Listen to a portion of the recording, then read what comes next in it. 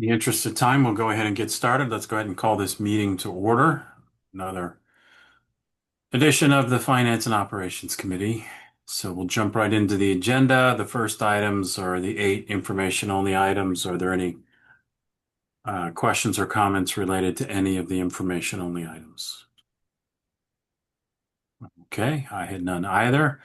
We'll move into the abstracts. There is one, the Arabic Program Grant. Ms. Haxey? Yes, good afternoon, everyone. This is a grant that we have received in various amounts over the years. This year, I have asked the grantors to give us 3 part-time positions. 2 of those positions would just be continuing positions, one at King Robinson doing Arabic in the younger grades, one at Jepson doing Arabic in the younger grades. And then I've asked them for a new part-time position, which would allow Clemente to have Arabic. They've seen a large, an increase in their Arabic speaking population there. So I had spoken with Ms. Jorge Nelson, and she had expressed interest in it as a language. And so it's nice that QFI is willing to sponsor it so that we can try it out cost-free to us.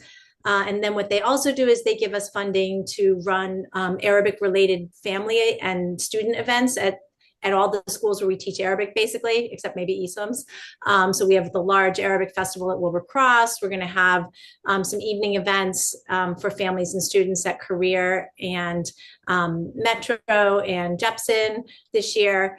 And really all they ask in return is that we sort of, maintain our Arabic programs, continue to try to transition to having more Arabic teachers, which we've been able to do over the years just by having openings that we couldn't fill. And so we've been able to expand our Arabic programs, and they allow us to use those existing full-time positions as our in-kind contribution. So I'd be happy to answer any questions. All right, thank you for that. Any comments or questions? I had none either. So thank you for securing the funds. Thank you. And we'll just continue on into the agreements, the first one of which is an agreement with Pediatric Services of America. Ms. Jackson? Yep, this is a contract for our services for nursing support for our kiddos. I know I've been here before, but these are mandated by the IEP. So this is what this contractor will provide for our student. Great, thank you. Comments or questions? All right. My quick question is the IDEA program, is that federally funded or is that state funded or? That's federal, it's federally funded. So it's one of the 2 programs that's not been touched that in Title I, and it's the state is the pass through. Okay. All right. Well, it's always a concern, the federal funding. Yep. But Absolutely. all right. Thank you very much. All righty. Thank you so much. One question. Next item is 4.2, an agreement with American Education Solutions. Ms. Denegre, I'm sorry. That's right. It's okay. Yes, this is part of our MSAP requirements. Each year we are required to have evaluations done by an external source. So this company will not only evaluate our use of the money, and as well as if we are in compliance of the grant, they'll be in and out of each of the 3 MSAP magnet schools to ensure that the grant is being adhered to. They provide an outcome performance measure report, which describes the extent of which the project outcome performance measures are being attained. They'll also do some work in developing, writing, and reviewing and editing project implementation plans. So they'll be supporting the schools with that, as well as the district. This is a requirement under the grant, as I believe Ms. Bonanno had put in the overview. Great, thank you. Comments or questions? Dr. Yarbrough. Yes, just to clarify, I think this is a vendor we've worked with before. Is that true? I believe so, yes. Okay, thank you. And I'll just also note it's in the cover memo from that Ms. Bonanno worked on or filled out is the this vendor's helped us secure more than $100 million in funding over the 2 decades we've worked with them. So It's good to work with people that know how to help us. Next, my question related to that is also that's because this is Federal Magnet Assistance Program. Have we heard any rumors or words as to is this program going to continue? And if not, what happens if some program like this does Yeah. So it's been touch and go. It's right now we know that the funds are secured for the 25-26 school year. We're hoping to know more information as the school year progresses. But right now we do know that the funding is in place. As far as beyond the 25-26, I think it's kind of a roll of the dice at this point. Right. Thank you. Anyways, okay. It's a day-to-day, it's a day-to-day discussion, I guess. Yeah. And even if the money's allocated, will it be dispersed? Exactly. And in the meantime, people's, children need services, people Right. need to work, etc. Anyways, 4.3, an agreement with Insight Coaching. So we've worked with Insight Coaching before. They're going to continue the work to support the magnet theme being developed at Brada. This is something that's been happening a year long. It's required under the grant. The grant actually requires 50 hours of magnet specific professional development per teacher. So we're using Insight Coaching. They've done some work in the building this past year and developing the units of study under PBL, as well as some additional work around curriculum writing and unit writing. So we're going to continue working with them for the next school year. All right, thank you. Comments or questions? I had none either, so thank you very much. We'll go ahead and move on. Looks like we have a couple that are school health clinic related. So the first one is an agreement with Cornell Scott Hill Health Center. Ms. Peters? Yes, good afternoon. These three agreements were submitted under the abstract that went through the board, I believe, the last meeting. So it's part of our DPH funded grant that we get every year. This is a 5-year grant. We're in year 3 of 5 years, which is good because it is state funded and we have less, vulnerability compared to some federal funding. But in any case, Cornell Scott's is 400,400 to support, all of these are to support the DPH funded school-based health centers. Even though they run more than the ones that are funded, this amount comes from DPH to support those specific schools that are under, listed. There's 11 of them. So each of these partners operates a number of DPH funded sites. That's why the amounts are different too. Okay. All right, thank you. Comments or questions on this one with Cornell Scott? President Yarborough. Well, not necessarily, because I think the Cornell Scott one is similar to.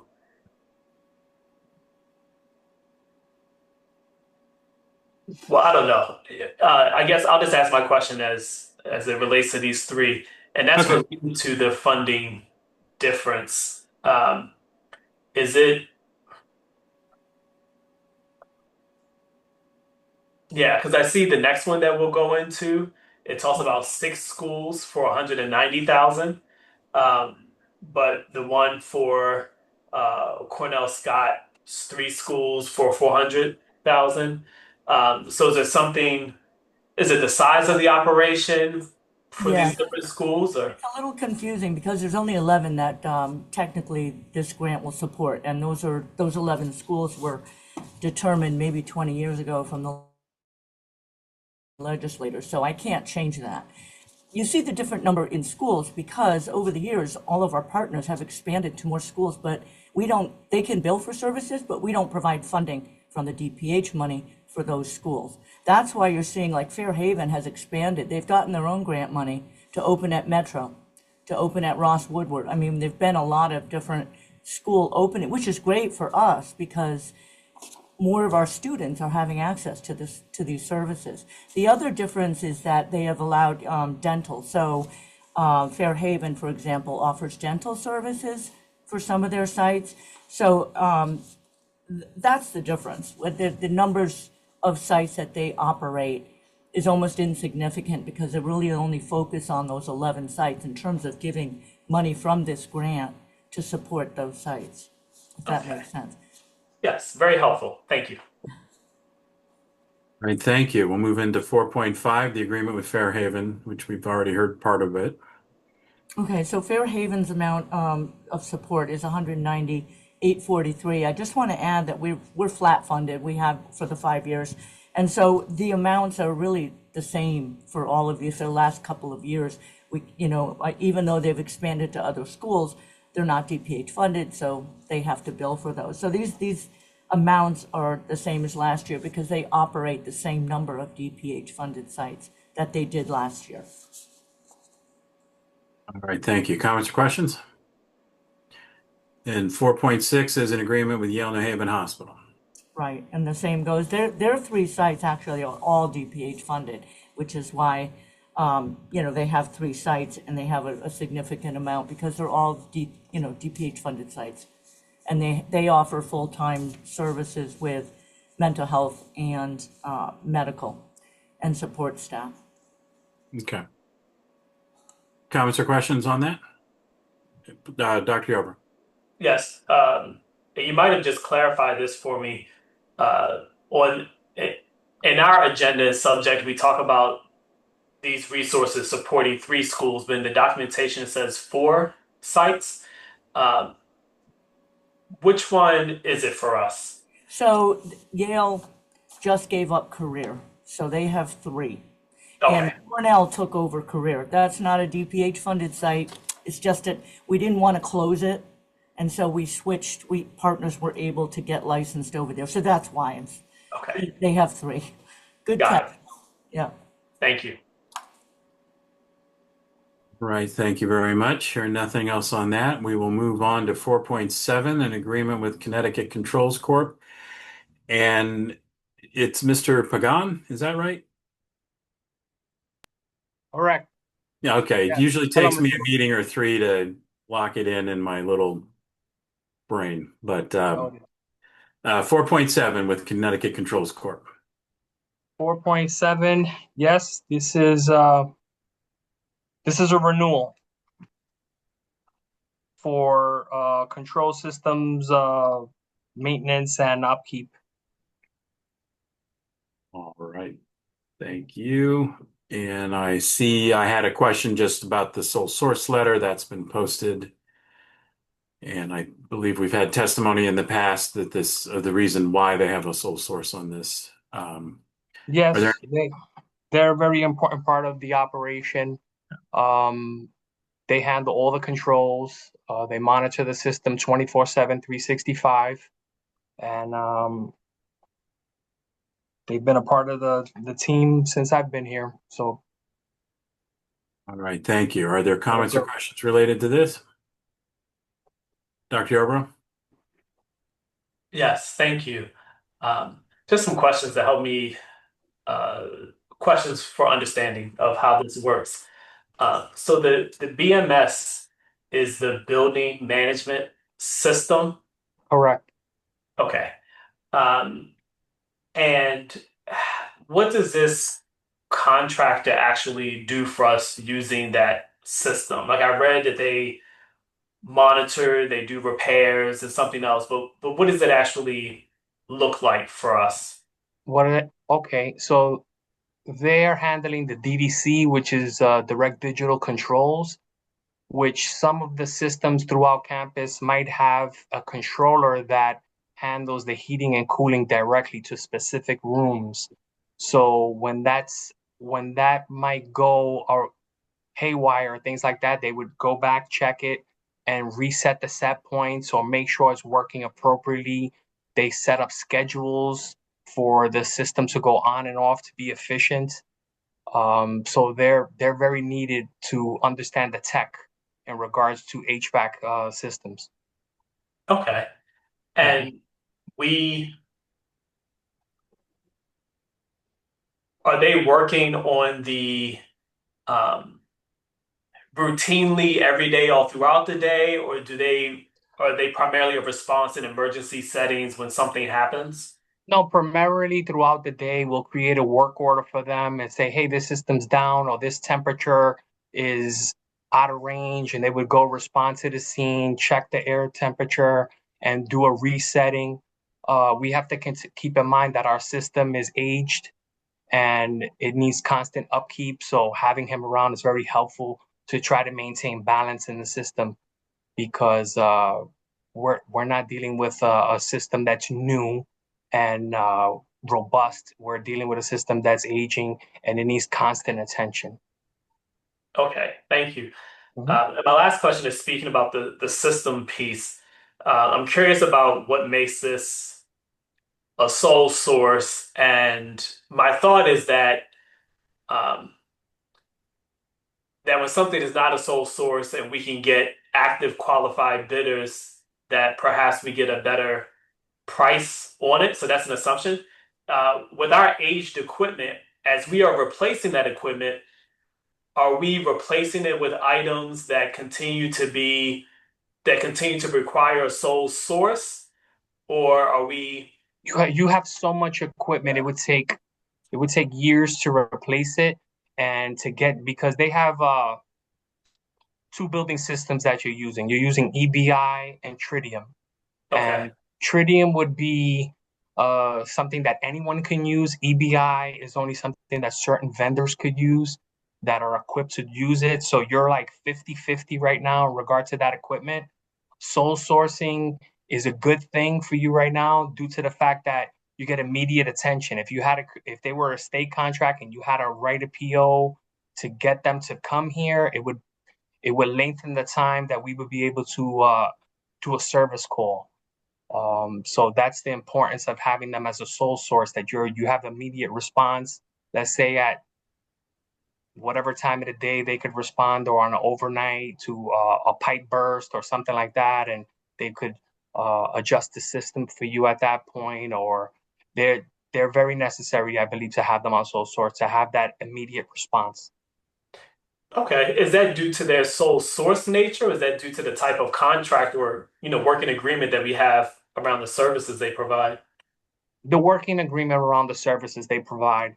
I'm being that I've been here 6 months, I'm assuming that you've probably had them for many years working in this fashion because of, let's say, in the life cycle of the majority of the equipment is at end of life. So let's say you probably started doing a sole source with them maybe like 10 years out, where to better manage the equipment, you probably needed them to be a sole source. You probably at one point had them as a state contract and then just increased due to the amount of calls.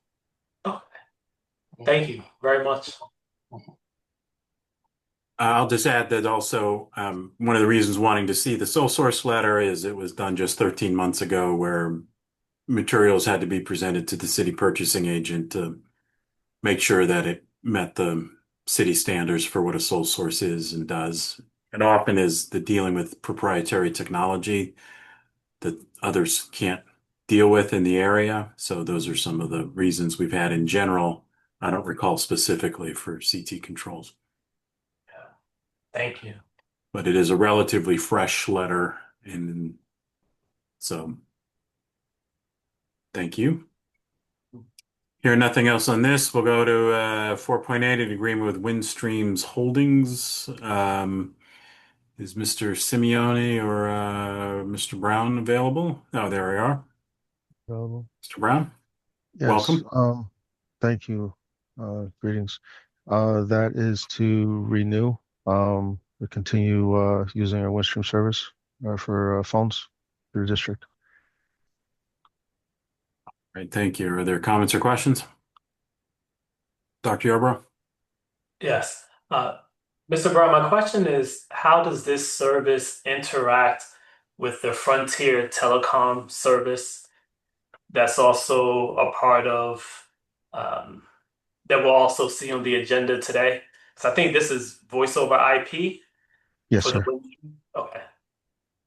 So how do the two interact? Are they complementary or? They do. The traditional Frontiers POTS lines ran straight through. The voice over IP system gives us different options, but at some point you have your subscriber versus your servicer, right? So the voice over IP system lets us do things on a network, but we still have to have the numbers. Frontier is the provider, and the service is from Windstream for the voice over IP. Okay. So it Thank links the user or a room to the device. Okay. Thank you. You're welcome. Great, thank you. Hearing nothing else on this, we'll go to 4.9, in agreement with SJ Services for transition in the part-time custodial management. Dr. White? Yes, good evening, everyone. This is for short-term contract as we transition over to our new service provider. As it's going through the contract system, we obviously still need to have work done to have our schools ready. And this will continue to provide services as we maintain facilities, getting ready for the opening of school, with the intention of having our new service provider up. At no time will the two services be duplicated. And once we have Service Master fully on board, ready to go on board, we will execute the 10-day notice to end this contract. Great, thank you. Are there comments or questions? Dr. Yarbrough? Yes. Thank you. And maybe because there's no crossover or duplication of service, this question won't matter. Are we expecting within 90 days that we would need to use the full amount of what's listed here? The intention is not to.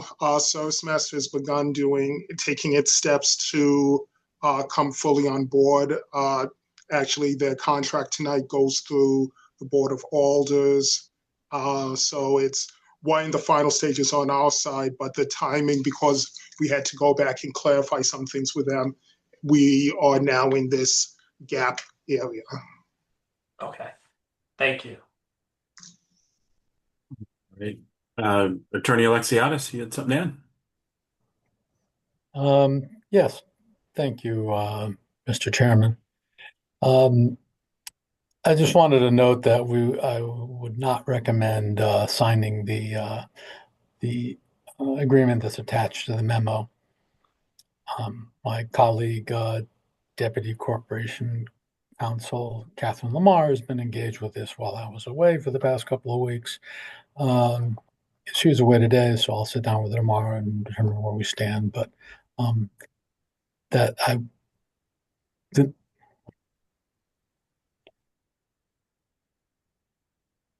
No. We lost him.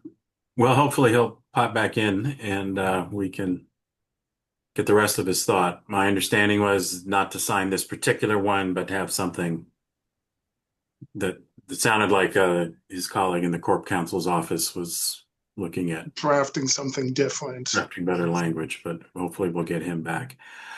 I'll note that, I mean, for my purposes, this was, we talked about this previously when we knew we were going to be switching and late into the fiscal year that there would need to be transition. And the cover memo I'm seeing has what I was really interested, which is their sentence, there will be no overlapping of payment between the two contractors. And it sounds like at most, maybe a couple of days, but not a significant time. So we're going to have part-time custodial from one company or the other, and we need to transition for it. So it makes sense to me. But sounds like the recommendation from Attorney Alexiadis is not to sign that particular one, President Yarbrough. He's coming back on. He came back into the room. I'm trying to get him back on so that we could hear the other half of the cliffhanger. Okay. So, Attorney Alexiadis. My apologies. I hit the wrong button on my computer by mistake, and it started to shut everything down. Nice. I guess I'm out of practice. So what I was saying before I disconnected myself was that Attorney Lamar and I will I'll review them where things stand with it tomorrow and advise accordingly. Okay. I just want to say, just don't sign the one-page agreement that's attached to the memo. That's all. Got it. Thank you, sir. Ms. Downer?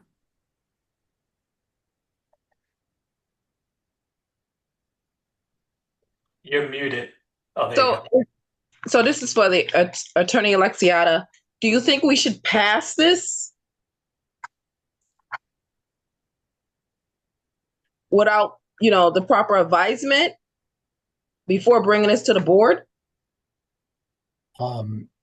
What you are asked to approve is the award of a partial contract extension.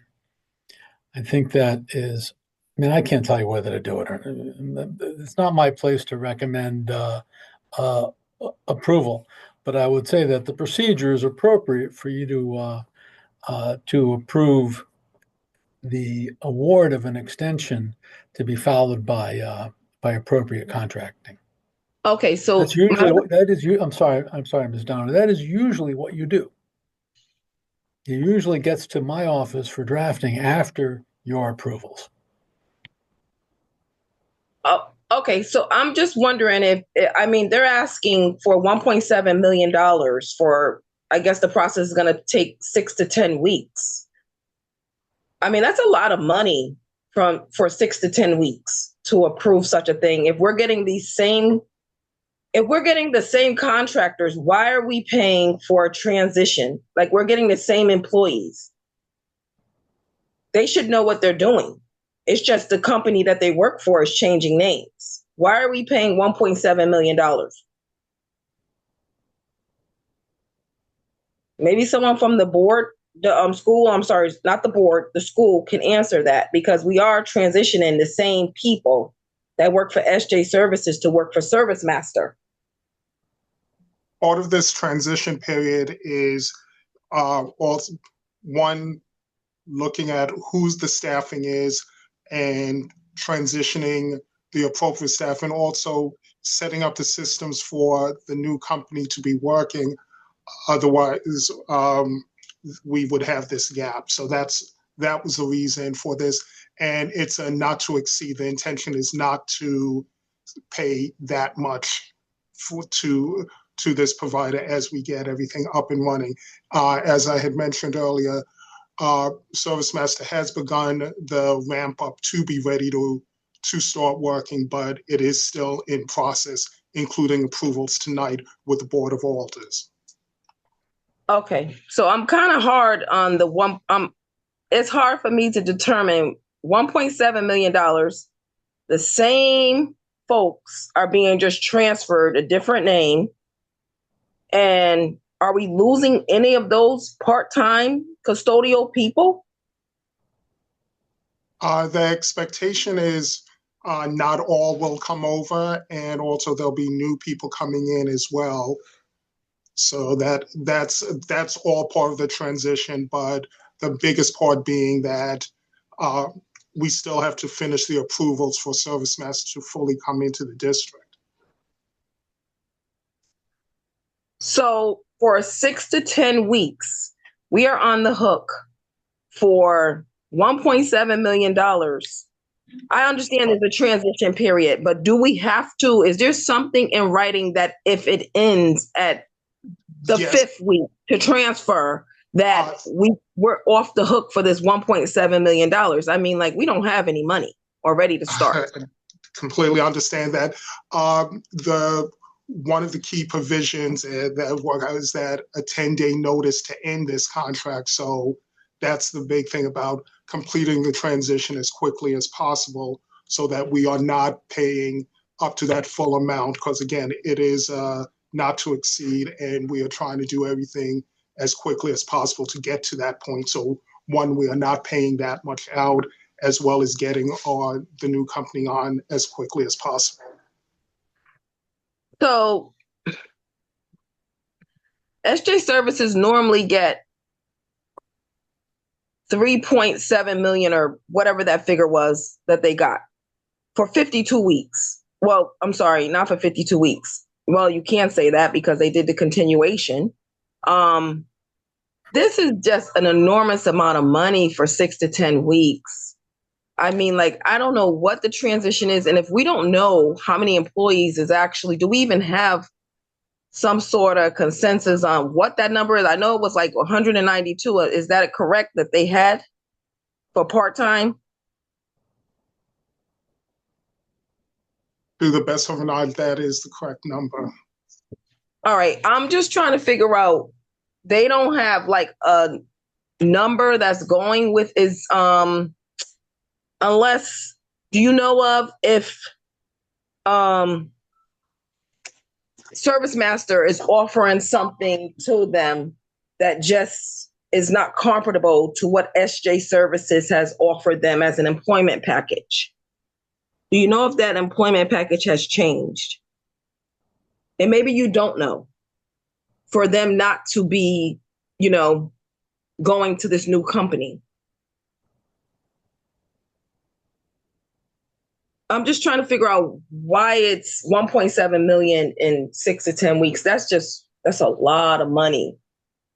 And with the same people. So that means that if we sign on and 192 people come aboard, then again, I would say, that's just terrible to charge a school system that, and that it's just a transfer of a company name. I mean, what kind of provision is in place for that? So if all these 192 people decide that they're not going nowhere, they're going with Service Master, but we're still on the hook for $1.7 million in 6 to 10 weeks, then I think that's terrible, knowing that they know this. Right. We are billed, it comes out billed at the hourly rate for 186 people times 4 hours per day. That's the billing rate. So when we stop, that's where it stops at that bill. And again, not going up to it. And again, back to trying to move this as quickly as possible so that we are not taking the 10 weeks or longer for this to occur. So the school system is also out so we're paying from June 30th to, are they still working in the school system, 182 people? At the moment, they have worked some hours still as we try to get this completed, yes. How many buildings? 46 buildings? I would have to get back to you with that piece. I don't have that in front of me. I think this needs to be looked at further. I recommend passing this because this is not good. I'm sorry.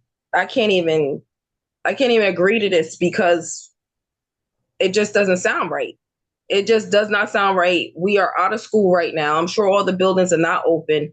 And then now we got folks just getting paid for nothing. It's just not good. 6 to 10 weeks, is all the school buildings open? I doubt it. I'm not buying it. So I'm going to pass.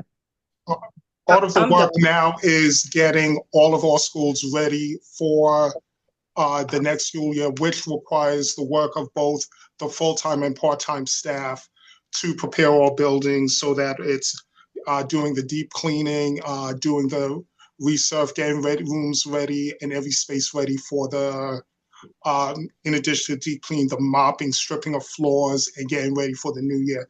And this work, even though we have many of our buildings closed, do require work of multiple of the part-timers as well. And also one of the other things is we do have the right to refuse any staffers that should not be coming over to the new company. So those are all the things that we're working through at this time. Okay, hold on. So what they did was, normally they charge 3.6 million, and with 10 weeks on the max, that would be $692,000. So they just literally I'm sorry to interrupt, but just as a point of information, the last SJ Services contract that we approved last year was for the 24-25 school year was 5.5 million. Okay, for the year? And that was 5.5 million for the 2024-2025 school year or fiscal year. Okay, And hold on. so it's more about roughly a quarter of what we paid them last year for about a quarter of the year if we exercise that. So I'm sorry Okay, to interrupt, but just wanted to have okay, that bit of sorry. information. Okay, great. So if I did it and gave them, since they work all year long, it seemed like, for 10 weeks with that 5.5 million, it would have been 1,057,692 for 10 weeks on a max. So where that 7 came from, I don't know. Like, I just think there are higher hourly rates per their contracts. The wage increases that are included at this time of the year. Mm, And they always, also as a point of information, the agreement in front of us now is for 1.4 million and for, change, not 1.7. It's 1.470. So there is a 7 in there, but it's 1.4 million. let me just double check. Hold on. I don't Okay. have my glasses on. I apologize. No worries. Okay. All right. Okay. It figures. Okay. I don't know. I don't understand how much transition that we need to pay this company when we have the same contractors doing the same thing. I just don't see it. I don't see it. But all right, I'm done. Thank you. So I had a question or so, and then I'll go to the other hands that are raised. So just that I also can understand this. So for this, the work is if they provide so many people to come in, they work so many hours. We pay just for those hours. Is that correct? This company has to provide a list if we had, 50 Yes. people in or 80 people in. So if we only needed because of does anybody know off the top of their heads how many schools we have running right now in terms of summer programs? Trying to remember how many. Do we have 10? 10 Um, sites. Anybody? We have 20 schools running. 20 schools running, so it's 20 out of the 41 schools have summer programs, so presumably that'll generate need for some part-time custodial as well as the deep cleaning that was talked about. But if we don't use all of their employees, then we do not pay for work that's not being done. Am I correct in that? correct. Okay. So in a slow month, it'll be less. In a full month, like I can imagine August would be when every single school needs to be up and ready to run by, I can't remember, August 28th or something. And then for staff to be in those schools for a couple days before, then there would be probably using them more. Okay. And I do appreciate the comments because it gave me a chance to go back and look at the others and see that this is roughly about a quarter for a quarter of the year, a quarter of the costs if we have to go that far, and hopefully we'll transition to the next company. So, so those were my questions or comments. Is there anything else on this? I know there were some hands raised, but maybe it's come out since. Dr. Yarbrough? Yes. One, as I was reviewing this, I know that their contract ended June 30th. So it's important that we do enter into an agreement if we want to continue to use their services during this transition time. So that's something that I've been thinking about. And I'm glad you brought back the number of 5 million. I looked back as well, and 3 million came up. So I appreciate the correction of it. And my recommendation is that Attorney Lexiatis, as your office works to come up with the agreement, whatever needs to be signed if the board approves, and Dr. White, that we have a tight number in terms of financially and what we think is reasonable to put on the document. It sounds like the number we have now might actually be that number based on the conversation that was just had. Um, but let's, not commit more than we need to, but also not make it onerous on ourselves that we'll need to come back to the drawing board a few weeks in if it's not necessary. Otherwise, or even with that, I support bringing this forward to the full board for discussion and a vote. All right, thank you. And if anybody wants to look, the memo I was referring to, this was, we must have looked at this as a board in the first meeting in July. It looks like the memo is dated June 30. So I'm assuming then that was for a meeting right around then and we approved this in maybe the first July board meeting. So, and all the backup should be there. Okay. Anything else in this item? Hearing nothing, we'll go on to 5.1, which is a purchase order under tips with a school mint. Mr. Middleton? Good evening. So this is the contract for our lottery management software, Schoolment, which we've had for the last 3 years. So coming out of a 3-year agreement and working with the procurement officer, Michael Trinick, was made aware that we were covered under tips for 1 more year. So it's that standard purchase order. All right, thank you. Comments or questions? Dr. Yarbrough? Yes. One, use your image. Mr. Middleton, I really appreciate how you filled out this document. It's very thorough, answered a lot of questions that I have. So thank you very much for what you've written. I have a question just about how we use the software. Is it used year around, or is it concentrated within certain months? And I'm just looking at the price tag of it and how we utilize it. So it's only for lottery management. So it's concentrated, as you would say. So we use it typically for our lottery process, which begins in February. So pretty much February through October, running wait list, it is active. But we do have access to the software all year round. The benefit of having Schoolmint is that we can program stuff earlier, so we can really control our lottery date and process. Whereas the previous vendor we had, we're sort of bound by a timeline. But with this, we can do a lot of programming on the back end. So if we ever wanted to change the dates, we do have that possibility because we can do a lot of it on our own. Okay. Does this vendor provide particular services to us during this process, or is it pretty much in-house work for how we execute and modify the software? Yeah, it depends who you ask.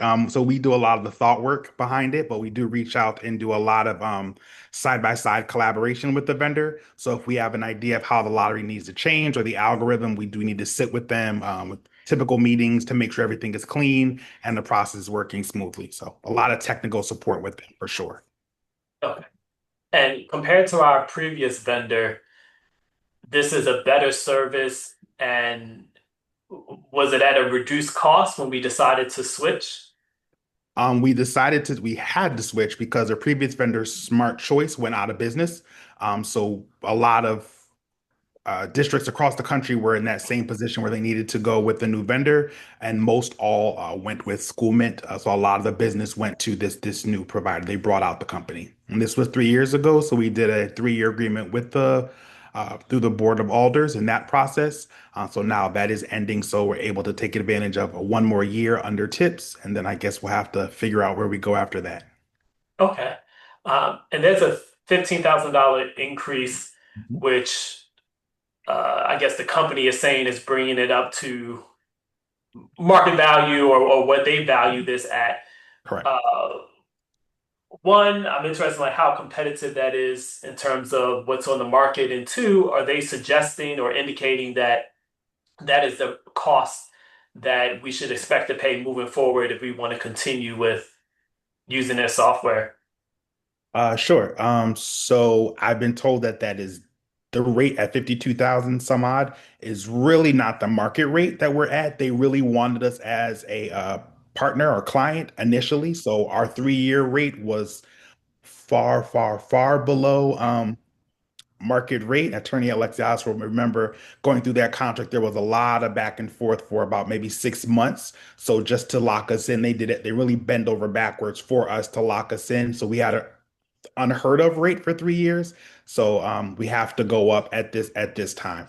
We do are cognizant of that in our office and are always thinking of ways to offset the cost. So we do charge a small fee to our charter partners to sort of undergird the cost because we do run that lottery for those as well. So we do bring in offset a portion of the cost, about $17,000 of the cost, with charter schools paying us to run their lottery. Okay, that's an appreciated note. I don't know if that's in the documentation, but I think that's important for the board to know and to be communicated. So thank you for mentioning it. For next year, uh, I guess my encouragement is to kind of not position this as a sole source, but to go out to bid. And if we come back with the same vendor, that's fine. Um, it's also software, which sometimes is easy to scale. So I don't know, how much market rate is what people are willing to pay for it. But I don't necessarily know if that's what it actually costs for them to deliver this service to us. So next time when it comes up, I'll be curious to know, how this compares to other software out in the field, and if we decide to go with it, what that rate is. But thank you for writing up this and providing the details that you just did. Thank you.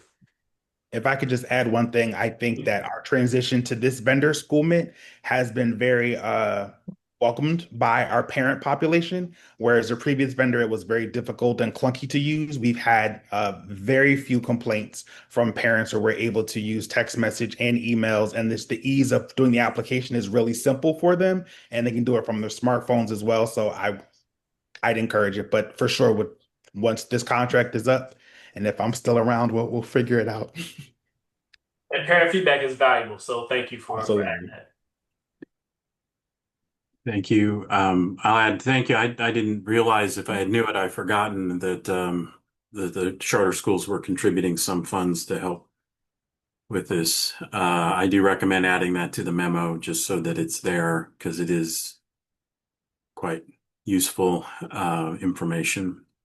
And I also agree with the recommendation to take a good look at this. Sounds like you all will be for next year in terms of what the other options are, understanding that this one seems to be working pretty well.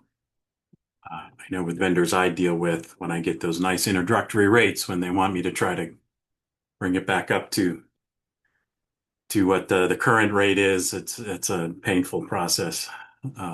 So, all right. Anything else on this item? All right, hearing none, we'll move on to 5.2, purchase order with Synactech.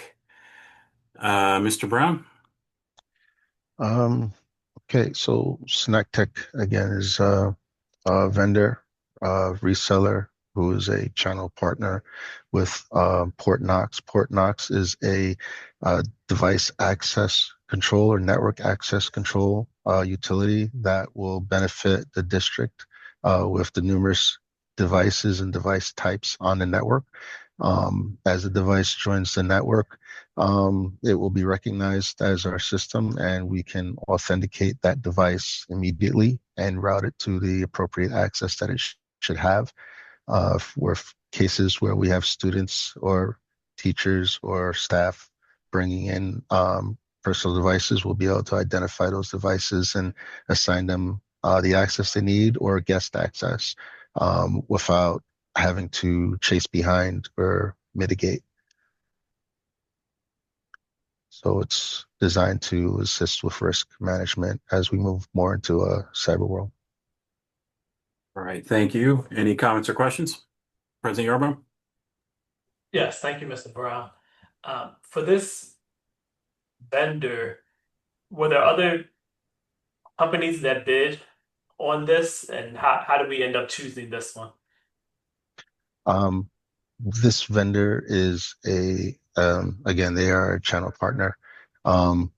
It's a vendor that we currently use on the city side.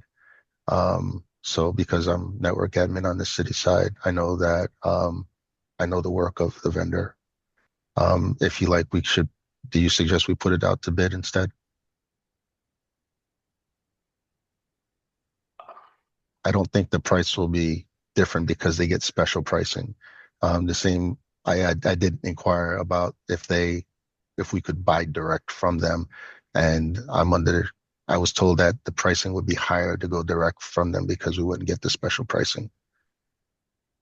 Okay. Thank you for that information. On the Okay. document sheet, it says quotes and for how the vendor was selected. What is checked, it's quotes. Um, and I know there's something like for a state contract that sounds like it might be a similar arrangement when we're working through the state. I don't see necessarily an option here for a city contract like what you described and how we will be partnering with the city for this type of service. Uh, I think it's worth noting somewhere in the document. Okay. But right now, I don't have a recommendation in terms of going out to bid if we think if your understanding is that the price is competitive and by kind of piggybacking on the city, it allows us to have a reduced rate. I'm sorry, I might have, um, we're not actually, we will be working with the vendor directly. I'm familiar with the vendor from working in the city. Um, the vendor supports a lot of the network activity on the city side. And as a network admin on the city side, I have interaction with them. I reached out to the vendor for a quote for the product. Okay. Okay. Thank you. I misspoke. Thank you. Okay. No, I'm sorry. So my question is also to clarify. So the quote just came from the one vendor? Yes, sir. Okay. And understanding that I think you said you reached out to see if you could go direct and it would be more. So I'm just wondering, is there another company that should be checked with, or what the process was for the city when the city made the original decision to go with this vendor? I mean, I could imagine a situation where the city had looked at multiple things and made that selection. In which case, if that's the case, my recommendation would be that the memo is updated just to say that quotes were sought at this time when the city did this. And so just so that it's kind of clear exactly what the process was that was being used. Okay. The city isn't using this particular product. The city has other products that they use, but they do not have a network access control product in place. They are working with another software. I can put this out to bid though if it would alleviate the confusion. I mean, I'm not necessarily saying it should go out to bid. I guess what I am saying is that the district's purchasing policy needs to be followed, which would be for something this size. There has to be a process in place. So like multiple bids Okay. would be sought or an RFQ or RFP process. And that this is where Mr. Trinick is useful in what exact process would meet the requirements of the city's purchasing policy and also the board's purchasing policy. So Okay. I think for this one, until that's done, my suggestion is, and I'm opening this up to my committee members, fellow committee members, is that I mean, it sounds like we might not want to send this one forward, and so that there's time to make certain that the procurement policy is being followed in the right way, so that we have all the ducks in the row. So that's a general question. But Ms. Downer, your hand's up. So my question would have been, honestly, if the city did have this and the city is not using it, so it seems like there may have been a relationship there where you can reach out to the corporation and ask for a quote. But if the city is not using this They use a for, different product. right, but the bottom line is this amount is too high not to go out for quote. This should have been out for the bid process. Okay. And if it was bypassed, it shouldn't have been. So thank you, but I recommend that this goes out for the bid process. Understood. Thank you. Great, thank you, Ms. Downer. Attorney Alexiadis? My question is from a security perspective. Do we have, this was proposed to begin July 1 with this fiscal year. Is there something in place in the interim? There's no device management or security platform in the district at this point. So with the numerous devices that we have of different types, Chromebook, Mac, Windows, it's very challenging to just respond, much less mitigate the risks. And there have been, I'm only here for 18 months and I've seen quite a bit. And initially, being fully transparent, I was hoping that this could have been something that we were able to procure through the cybersecurity pilot program that we were awarded. But there's another product that's going through RFA right now. And in all honesty, it's going to be consuming up the funds. So I would have put this forward sooner, but I thought we would have been able to move it forward, being as it's under 150. But I understand your advice, and I will put this out to bid. I want to stay informed with the policies.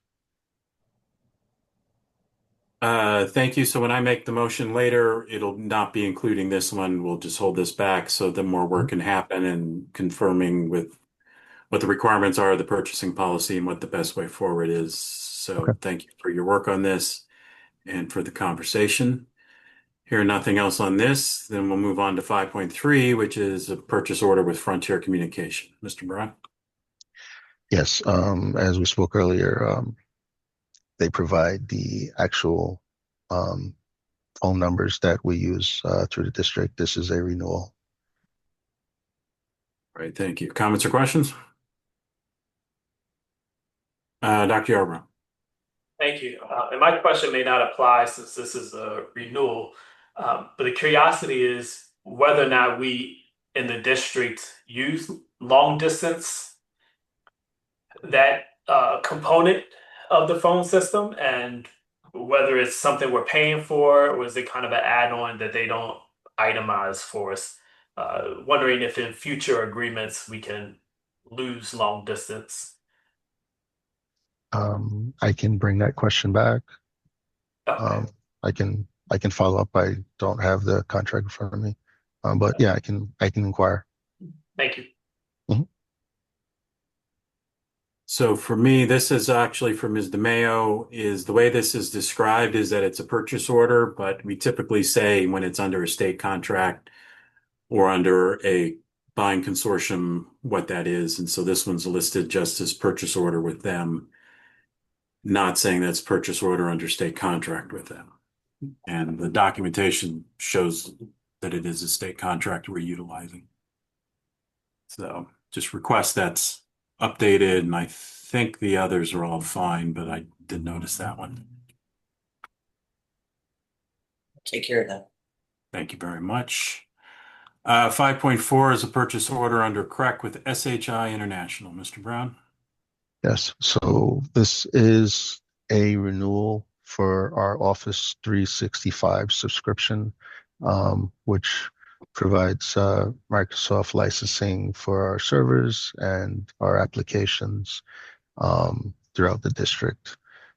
SHI is a reseller, and because of our license count, we are required to go through a reseller. Thank you. Are there comments or questions? Dr. Yarbrough? Thank you. The decrease, why do we have a decrease in costs? And do you know how much that decrease is? Yes, the decrease is, well, I can give you the approximate. It's approximately 40,000. We've decreased it because we did a license count for students. When they initially set the plan up, they rounded up to make sure that they could cover. So, for example, where we had a quote for 25,000 of one, we have lowered it because our student count is just under 20,000. So they brought the number down to 20,000. And then also there were licenses for packages. The way Microsoft licenses, it's a little complicated, but there was a security pack that was included 2 years ago, which offered levels of security for signing in for users. And they have an alternative packet that they dropped us down from, if I could just say P2 to P1, which saved us some money. Initially, we did also have it under 100,000, but with our most recent additional data center that we have a location. We virtualized a lot of our servers to make it easier for any kind of transition we have. We created the virtualization, new server updates, which required new licensing for some of the servers, which brought it back up to the 101. So. Great, thank you. And thank you for working with them for the recount that allowed us to get kind of tighter margins of what we're actually using or may use. Thank you. You're welcome. Okay. Seeing nothing else on this one, we'll go to 5.2, purchase order with Clever IDM. Okay. Clever is a product that I initially submitted. We were going to buy it through a reseller, but we were asked to go and check with them direct, and they did have a direct purchase option. So this is a requote for direct and for multi-year. They offer identity management. It allows a separate platform for user sign-in and access. So if a student signs in via Clever, it will go directly in and they'd have access to the applications that we already link with them. This again is it will help us with moving to Power School Online, and also in the future potentially help us save more money from other areas.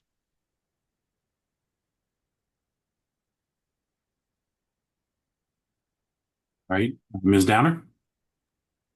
No, I just wanted to thank Mr. Brown. I think this came up in the building committee for going back. I realized the city did go back and verify that. So thank you. Well, yes, indeed. Thank you. I'm also noticing, Ms. DeMayo, this is another one because I believe this is done through TIPS, or maybe I'm incorrect on that. But if it is done through TIPS, then having that listed is that it's under the TIPS contract, or the consortium, rather.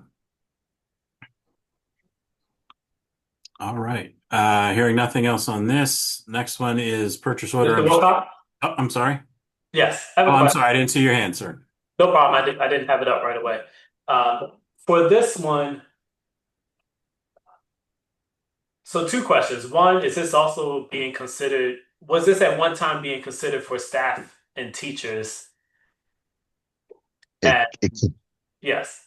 It can extend to staff and teachers. It Okay. can extend to the entire district if we like. It would be a tool for multi-factor authentication. Okay, but that's not included in this quote, right? This quote is just for student body. Yes. Yes. Now, is this similar to the one we were just talking about through Synat Tech? This is identity management. So this is more so your user account signing in.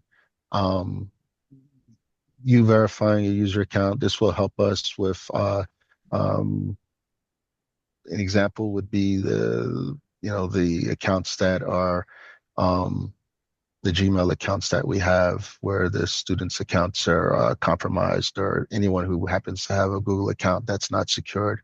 We'll have a way of authenticating that it's actually a student or a, someone that we know it's an actually legit sign in versus somebody compromising, if they use their account for some third party thing somewhere. If one of the students were to use their account and create like a I don't know, some game account or something, and their password gets compromised because they were somewhere they shouldn't have been, they could turn around and sign in to the district, and in which case we have, threat from somebody posing and asking for information from student body or the district. This would help secure a threat like that. All right. Whereas in order to sign in, they'd have to verify they were actually that person. Now, the risk that we have for the students is worse for the younger students than it is for the older students because they don't necessarily know enough about technology to authenticate. So for the younger students, we could use something like a flashcard or a QR code, the teacher could have for a kindergartner or a first or second or third grader. They could use some kind of a pictogram to verify that they're signing in. And by the time we knew the student's account was compromised for somebody young, the damage is very hard to measure. Thank you very much. You're welcome. And Mr. Wilcox, this on our agenda is listed as the full amount for the 3 years. Is that how we usually list it, or should we list kind of what it is for this first year, which is much less? I think we list, thank you for catching that. I didn't. That is something we typically have listed what it would be for year one. So I think what we typically have been doing is the total amount and then saying for year one would be X number of dollars so that it's clear that it's in the three My pieces. apologies. Okay. No, it's fine. It's also just the way it's described on the thing. So if that, Ms. DeMayo, if that could be corrected for. I think that's because of the way I put it in. I'm sorry. I did put it in for the PO request differently. Sorry. Thank you. Yeah. So it's, and the rationale for it is just so that we know that what the total cost of the district's going to be for like a multi-year thing. So we get the full effect of what it is, but then also what's limited to year one, just so we know where, what the price breakdown is. Okay. Thank you. Hearing nothing else on this, we'll move to 5.6, which is a PO with under state contract with Daleen Flooring. Mr. Pagan. Yes, this is a state contract, Daily Flooring, to replace damaged carpet at the Troop Library with VCT. No, I'm sorry, LVT. So this is an upgrade. This flooring requires lower maintenance. It improves indoor air quality, and it's water resistant. Those are the three main takeaways from it. Sounds useful. Any comments or questions on this?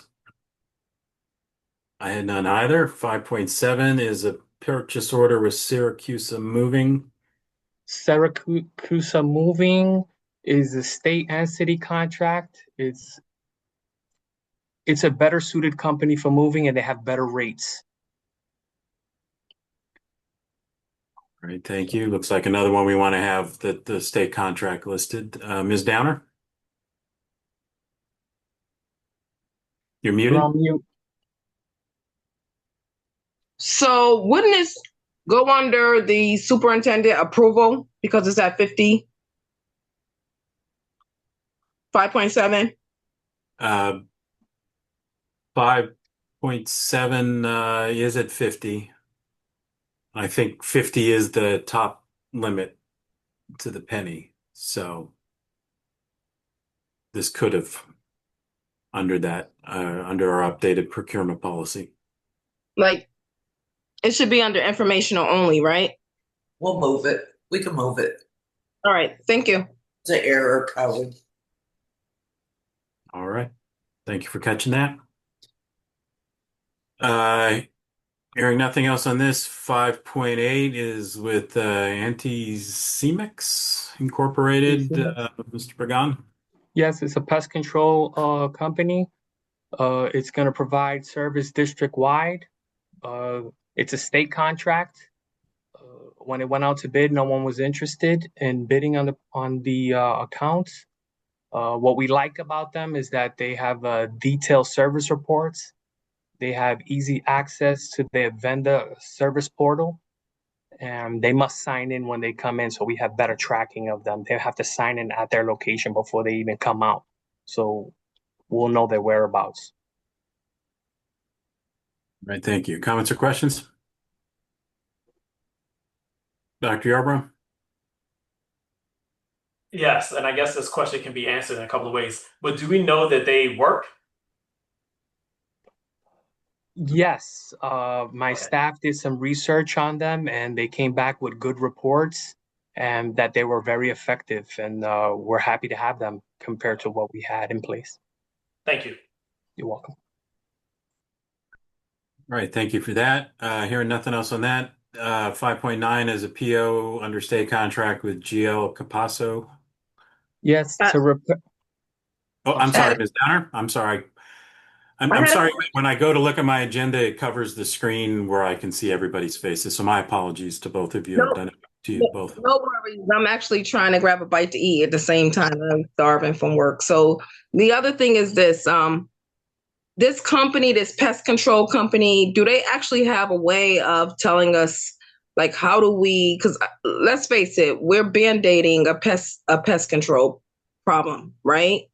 And do they actually have ways to take a look at our schools to see if there's any way we can add any kind of, just to enhance that the rodents don't come in, just looking outside. I know for sure sometimes you can see outside. If you can see outside, they can squeeze through. So I don't know, does this company look at that, or yes. I don't know, not trying to, add to the bill, but a lot of times, even when you're dealing with, pest control at your home, you may have to involve it. Sometimes it involves cement, so it's just a lot to deal with these type of situations. But I just want to know if they look at that stuff. Like, They where our do look at that stuff, but they're not going to perform the work. They would give us guidance and say, hey, you need to plug up all these holes before we service you. Or if you like, we will service you and then you can plug up the holes. So we're going to work as a partner with them to figure these things out as we go along. We do know we have, just like we had in the central kitchen recently, where we had to do a lot of patchwork. And once the patchwork was done, we see that the rodent problem dissipated tremendously. Okay. All right. Thank you. You're welcome. Thank you. 5.9, purchase order under state contract with GL Capasso. GL Capasso is a state contract, and they're going to do some brick pointing on some loose bricks on some 6 chimneys over at the Hooker School Elementary. This was discovered when we were doing a roof inspection, that there was vegetation growing out of the chimneys and that pieces of the bricks were missing. So this is a safety hazard, which needs to be addressed as soon as possible. All right, thank you. Comments or questions? Hearing none. 5.10 is PO under state contract with Encore Fire Protection. Yes, that's for fire alarms and inspections. It's normal operating procedures. All right, thank you. Comments or questions? Seeing none. 5.11, purchase under state contract with Cone Incorporated. Yes, for Kone, that's for elevator maintenance district wide and compliance in regards to the elevators. That's just service calls. Thank you. Any comments or questions? Seeing none. Dr. Yarbrough. Yes, thank you. I had a question, but I'm trying to figure out why I have this question. The question is, what makes this a renewal? Is this a multi-year agreement with options to renew?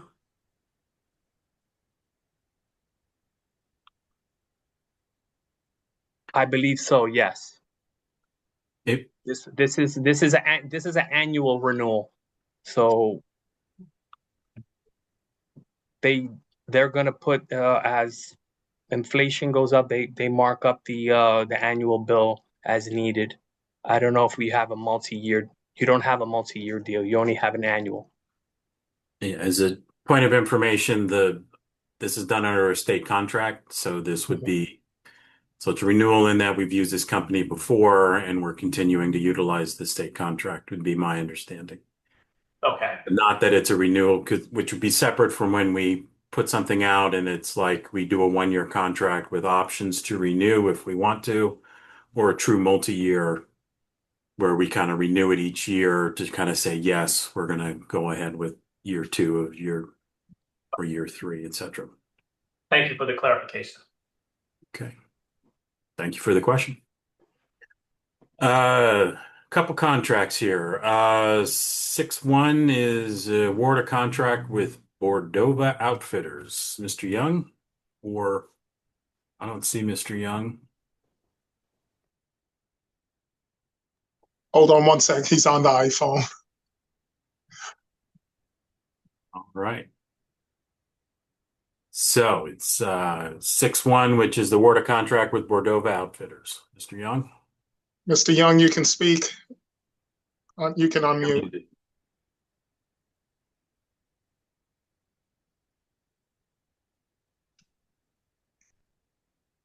If you unmute him, it might tell him how he can unmute himself if you manually try to unmute him. Trying that. I know on the phone the controls are a little different.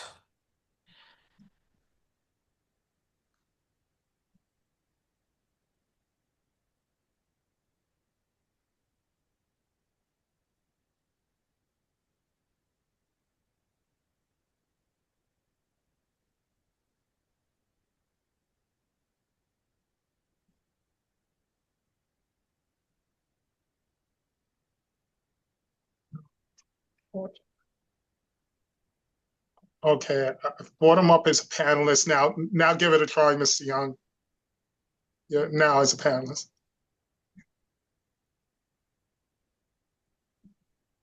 He wrote that it won't let him talk. Dr. White, he's in the chat. Yep. He said it's for doors for uniforms. Yep. Yes. Were there any questions from the committee as to what this was for? This was award a contract. There was a process to. No questions here. No questions. I had no questions either. Thank you, Mr. Young. Next is 6.2 award a contract with Tucker Mechanical. Mr. Pagan. Yes, this is for boiler repairs throughout the district. As you can imagine, 45, 46 schools doing maintenance to make sure we have heating for the winter. All right, thank you. Comments or questions? Dr. Yarbrough. Yes. I'm trying to understand how this was done. So this was a sealed bid. And okay, I just didn't see answers to 3A and 3B on our documentation about how the vendor was chosen. Is this a renewal of a multi-year contract? And this, yeah, that's my question. It predates me. I don't have the answer. Okay. My request is those 2 questions are answered and that the memo's reposted for the board on Friday, just in case others have that as well. I know it's a sealed bid process. You know, we're following city policies and things there as to how that process works. But if we could just have that information reflected there in the form. Otherwise, that as well. Okay, so let's please, that would be ready to go for, I guess, Thursday or Friday, if that could be updated. Hearing nothing else I'm I'm sorry. sorry, I have a question, Mr. Wilcox. Are you Yes. referring for me to update this I'm information? saying whoever's responsible for filling out that memo. Oh, okay. So for these types of things, it would either be you or maybe Ms. Manning, or I'm sure Ms. DeMayo would be able to talk to you about what that would be, but just so that we could have that information here. Okay, will do. Thank you. And then finally, 6.3 is the award of contract, or did we just do that? No, we did 6.2. We're on We did 6.2. 6.2. So 6.3 is the fire protection. It's for the replacement of the fire extinguishers throughout the district. Okay. Are there comments or questions on this? All right. Hearing none, that takes us to the end of the items.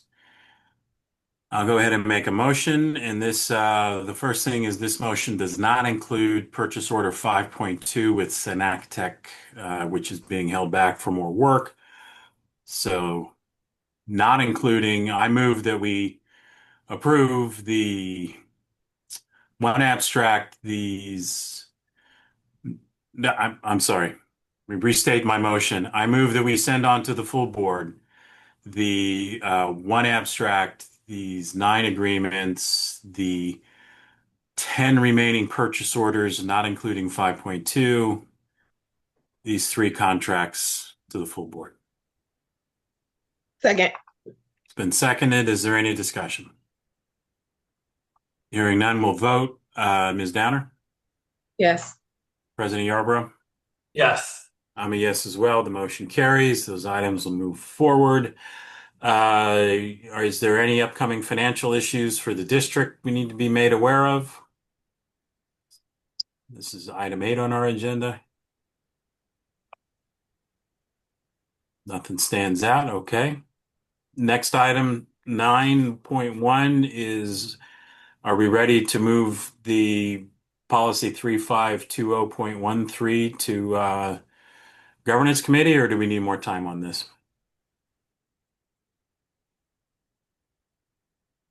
I'm always asking for more time. I need more time, but if we want to move this to governance, I can also comment there.